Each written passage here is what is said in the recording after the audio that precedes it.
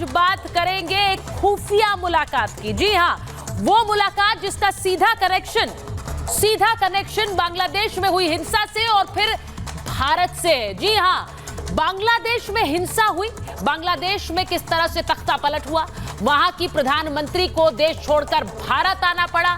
शेख हसीना भारत में है, लेकिन इस पूरी हिंसा के पीछे एक खुफिया मुलाकात थी।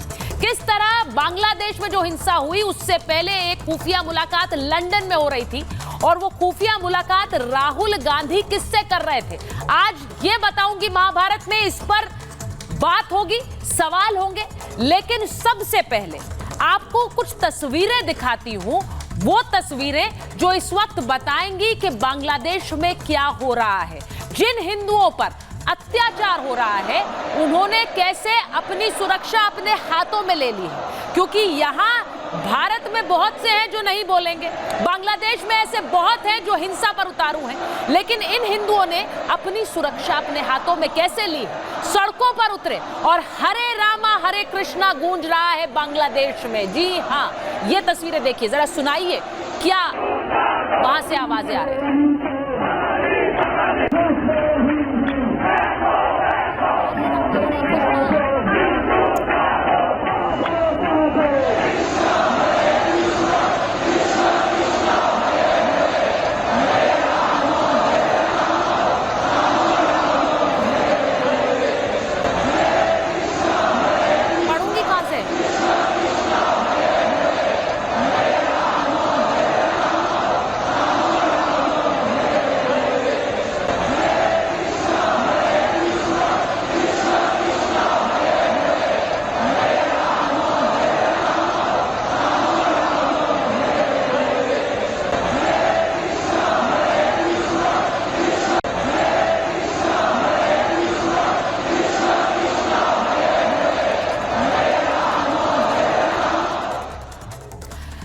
तो ये तस्वीरें बांग्लादेश से आई हैं, जहां पर हरे रामा हरे कृष्णा गूंज रहा है।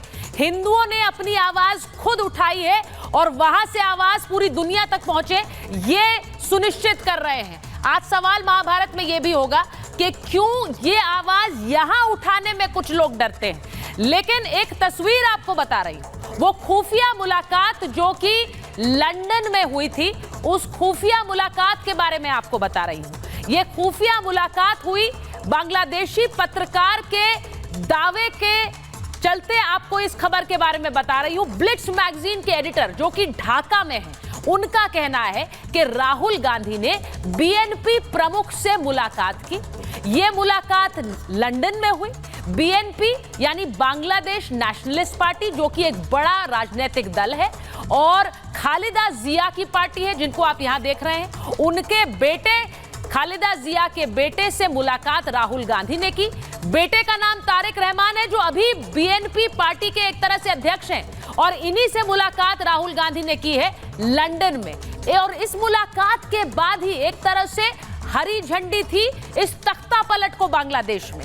अब वहां की मीडिया, वहां के ये बड़े पत्रकार हैं और वो ये कह रहे हैं कि तख्ता पलट को जिस तरह से हरी झंडी दी, क्या उसी तरह का तख्ता पलट वो हिंदुस्तान में भी चाह रहे हैं? क्योंकि बांग्लादेश में जो हुआ वो हैरान करने वाला था, लेकिन यहां की जो एक बड़ी पार्टी बीएनपी है, खालिदा जिया की पार्टी, इन्होंने कैसे राहुल गांधी से भी मुलाकात की और कई और अंतर्राष्ट्रीय नेताओं से मिलकर इस तख्ता पलट की हरी झंडी दिलवाई। तो ये तस्वीरें हमने आपको दिखाई हैं, और इस बड़ी मुलाकात पर सीधे बांग्लादेश से वही पत्रकार शोएब सलाउद्दीन हमारे साथ आज महाभारत में भी जुड़ेंगे। उनसे पूछेंगे उनके पास ये जानकारी कहां से आई है, वो क्यों कह रहे हैं कि मुलाकात हुई। लेकिन आपको बताती हूं, ये जो आप ये चार चेहरे देख रहे हैं, शेख हसीना और खालिदा जिया, इन दोनों की तो प्रतिद्वंदिता बांग्लादेश की राजनीति में रही। इनके दोनों बेटों को भी आप देख रहे हैं, और इनकी बात बहुत महत्वपूर्ण है, भारत से जुड़ी हुई इनका संदेश बड़ा महत्वपूर्ण है। वो आपको बताती हूँ, तस्वीरें जरा दिखा दीजिए।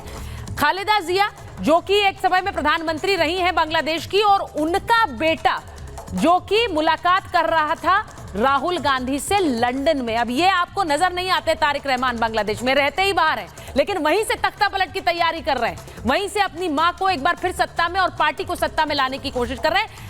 पार्टी सत्ता में एक तरह से आ गई है, लेकिन जो बयान दे रहे हैं वो बयान बहुत भारत को सतर्क करने वाले बयान हैं, क्योंकि इनकी पार्टी जो बयान दे रही है, उन बयानों को अगर मैं आपको बताऊं और दिखाऊं, वो क्या कह रहे हैं। खालिदा जिया की पार्टी भारत पर हमलावर है, हमले कर रही है, यानी जो अब वहां सत्ता में आ रहे हैं वो भारत विरोध को किस तरह आगे बढ़ा रहे हैं, ये आपको बता रही हूं। खालिदा जिया की पार्टी भारत पर हमलावर है और वो बार बार ये कह रहे हैं कि शेख हसीना को भारत ढो रहा है। भारत यानी शेख हसीना को समर्थन दे रहा है, भारत एक पार्टी को बढ़ावा देना चाह रहा है, ये बीएनपी का कहना है, यानी खालिदा जिया की पार्टी का। आज दुश्मन की मदद कर रहा है, यानी जो अभी सत्ता में है बांग्लादेश में, उनका यह कहना है कि भारत, खालिदा जिया कह रही है कि भारत शेख हसीना का समर्थन कर रहा है, सहयोग ऐसे में बांग्लादेश से मुश्किल होगा, हम सहयोग नहीं कर पाएंगे भारत के साथ, भारत को शरण नहीं देनी चाहिए थी शेख हसीना को। और वो ये भी कह रहे हैं कि शरण देने से पहले आपको सोचना चाहिए था, ऐसे में भारत और बांग्लादेश के रिश्ते खराब हो सकते हैं, ये रिश्ते खराब होंगे, इसका असर दोनों देशों पर पड़ेगा। हसीना का एक दमनकारी शासन रहा था और उसके खिलाफ छात्र सड़कों पर उतरे, ये उनका कहना है। अब सीधी बात ये है कि ये संदेश बांग्लादेश से इस वक्त आ रहा है, सीधे भारत सरकार को आ रहा है कि आप शेख हसीना को क्यों शरण दे रहे हैं, शेख हसीना को शरण देना बंद करिए। आज इस पर भी करूंगी महाभारत कि क्या भारत को शेख हसीना को शरण देनी चाहिए या नहीं देनी चाहिए। लेकिन एक और प्रोटेस्ट न्यूयॉर्क से आई, न्यूयॉर्क में भी किस तरह बांग्लादेश के समर्थन में लोग सड़कों पर उतरे हैं, वो भी जरा देख लीजिए, इसे चला दीजिए।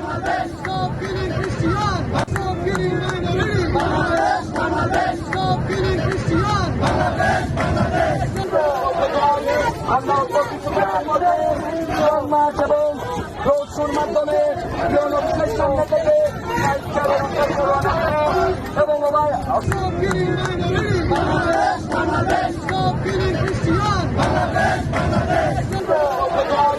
আমরা প্রতিক্রিয়ার মধ্যে মাঠ এবং রোড মাধ্যমে সামনে থেকে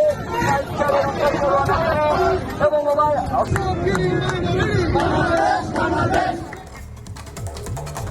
तो एक तरफ आपने देखा कि कैसे खालिदा जिया का बेटा राहुल गांधी से मुलाकात कर रहा था, तो शेख हसीना का बेटा क्या कह रहे हैं, उन्होंने कैसे भारत को लेकर बड़ा बयान दिया है। साजिद वाजिद ने पीएम मोदी का आभार जताया है, वो कह रहे हैं भारत सरकार ने तुरंत कार्रवाई की, उसके लिए आभार है, मेरी मां को शरण देने के लिए आभार है। लेकिन बड़ी बात जो वो कह रहे हैं, वो कह रहे हैं भारत को विश्व में नेतृत्वकारी भूमिका निभानी चाहिए। ये भी कह रहे हैं कि मोदी पड़ोस में किसी विदेश ताकत को हावी ना होने दे, यानी किसी भी ताकत को पड़ोस में अगर हावी होने देंगे तो वो सबके लिए खतरा है, इसीलिए भारत को सतर्क रहना होगा। वो भारत को वर्ल्ड पावर की श्रेणी में रखकर कह रहे हैं कि यहां पर कौन स्थापित हो और कौन सी शक्तियां हावी हो, ये आप तय कीजिए और कोई नहीं। बांग्लादेश में प्रदर्शनकारियों को भड़काया जा रहा है और इसीलिए भारत का रोल बहुत अहम है। तो एक तरफ जो सत्ता में काबिज है वो कह रहे हैं कि बांग्लादेश की शेख हसीना को आपने शरण क्यों दी, तो वहीं दूसरी तरफ शेख हसीना के बेटे कह रहे हैं कि भारत बहुत अहम रोल निभाएगा। वो क्या होगा, आज उस पर भी बात।